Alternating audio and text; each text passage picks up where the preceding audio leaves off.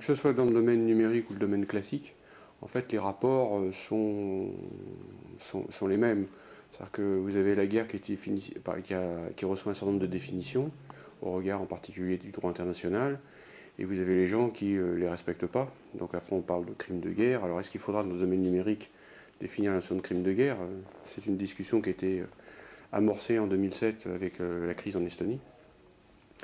La cybercriminalité, c'est plus, je dirais, de mon point de vue, ça a plus une visée de type mafieux, ça c'est gagner des richesses.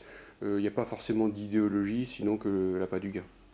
Alors que la guerre a souvent des motivations soit tactiques, soit stratégiques, pour gagner des ressources, gagner de la puissance, gagner sur les esprits. Voilà, mais disons que les rapports sont les mêmes dans le domaine numérique que dans le domaine je veux dire, classique. Alors maintenant, est-ce qu'il faut redéfinir la notion de guerre? J'imagine dans le domaine numérique. Disons que là, la redéfinition est peut-être... je ne pense pas qu'il faille la redéfinir. Dans la mesure où les buts sont les mêmes, on a juste une dimension de plus. Je dirais qu'à la limite, la dimension numérique est un peu une nouvelle dimension, comme l'était l'aviation au début du XXe siècle. Les gens ont appris à regarder en l'air et à voir qu'il fallait se protéger aussi, disons, des menaces venant d'en haut. Là, maintenant, il faudra se protéger des menaces venant du numérique. Alors, je pense qu'il y aura une petite redéfinition, mais de ce point de vue-là, peut-être rien de vraiment, je veux dire, conséquent. En revanche, il est clair que certaines caractéristiques doivent être prises en compte, parce que dans le domaine classique, la guerre conventionnelle, on a encore la notion de temps, d'espace et de preuve. La notion de preuve, en particulier, si on veut prouver qu'il y a un crime de guerre ou qu'il y a des exactions qui ne respectent pas les conventions. Dans le domaine numérique, la notion d'espace, de temps et la notion de preuve disparaît. Puisque tout est instantané, on peut frapper tout lieu à tout moment et on peut falsifier pratiquement toutes les preuves numériques. Donc établir la responsabilité d'une personne, l'endroit d'où vient une attaque est à ce jour pratiquement impossible si l'attaque est bien menée, bien sûr.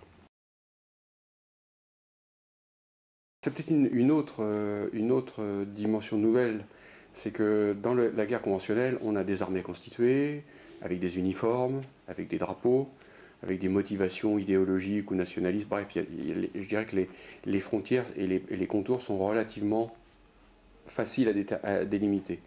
Là, on est dans un domaine où, je veux dire, n'importe qui, à partir de n'importe quel point, peut frapper, en groupe ou tout seul. Donc la notion d'agresseur et la notion de cyberguerrier est extrêmement diffuse.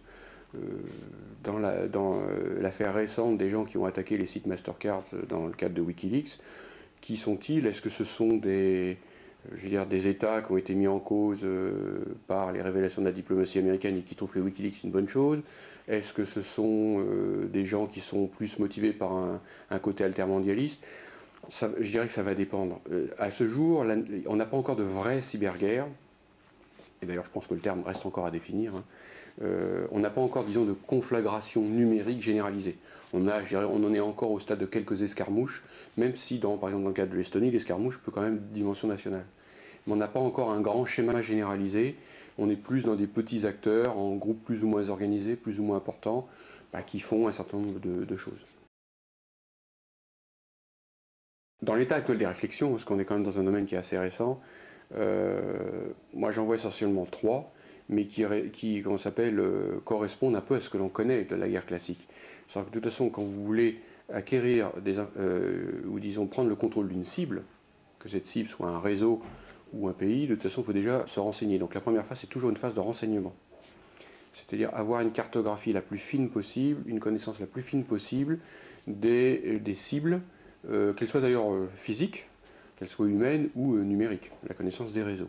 Et cette phase peut avoir lieu très très longtemps dans le temps avant, puisque l'attaquant, lui, décide de quand il va attaquer, donc il peut s'y préparer très longtemps à l'avance. L'attaquer, lui, c'est différent, il subit l'attaque, donc il sait quand il est attaqué. La deuxième phase, c'est la planification. C'est-à-dire qu'il y a ce qu'on appelle la création de force, c'est-à-dire qu'on a une vision claire de la victime ou de la cible, on a besoin de moyens pour réaliser un certain scénario opérationnel. Donc là, il faut bâtir les forces et avoir la pensée opérationnelle. Et après, il y a la conduite. On déclenche la guerre, on déclenche les attaques.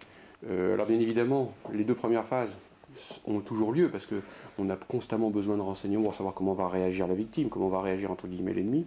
On a besoin d'affiner sa propre pensée opérationnelle, donc il y a toujours une phase de conduite, une phase de planification. Mais en gros, renseignement, planification, conduite, voilà, c'est les trois grandes phases que je vois pour l'instant.